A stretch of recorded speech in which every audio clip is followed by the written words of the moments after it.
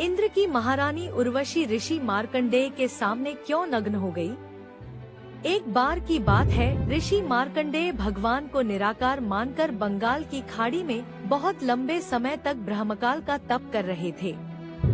स्वर्ग में भगवान इंद्र के रूप में विराजमान आत्मा को हमेशा यह डर रहता है कि 72 चतुर्युग के अपने कार्यकाल के दौरान यदि पृथ्वी पर कोई भी मनुष्य साधक तपस्या करता है और अपनी धार्मिक गतिविधियों में कोई गड़बड़ी किए बिना धार्मिक उपलब्धियां हासिल करता है तो वह साधक भगवान इंद्र की पदवी प्राप्त करने के योग्य हो जाता है।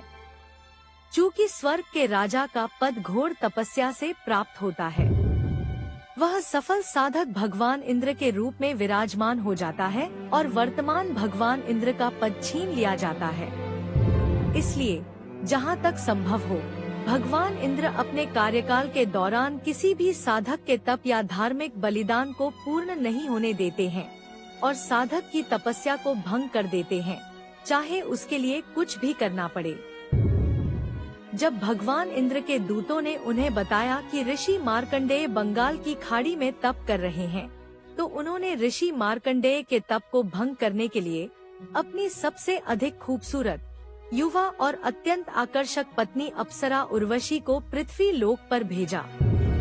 उर्वशी को स्वर्ग की सभी अप्सराओं में सबसे सुंदर अप्सरा माना जाता है। विभिन्न आभूषणों से युक्त और संपूर्ण श्रृंगार किए हुए अप्सरा उर्वशी ऋषि मार्कंडेय के सामने नृत्य करने लगी।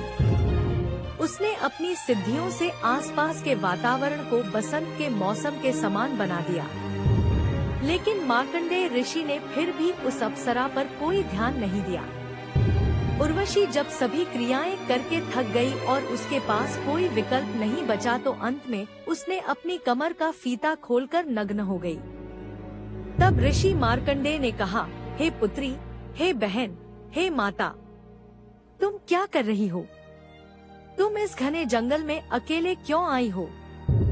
यह सुनकर उर्वशी अत्यंत शर्मिंदा हुई और उसने उत्तर दिया, हे ऋषि, मेरी सुंदरता को देखकर इस घने जंगल में सभी साधकों ने अपना संयम खो दिया है, लेकिन आपका ध्यान भंग नहीं हो रहा है। मुझे नहीं पता आपका ध्यान कहाँ लगा था। कृपया मेरे साथ इंद्रलोक आएं, अन्यथा सब मेरा मजाक बनाएंगे कि मैं हार कर वापस लौटी हूँ।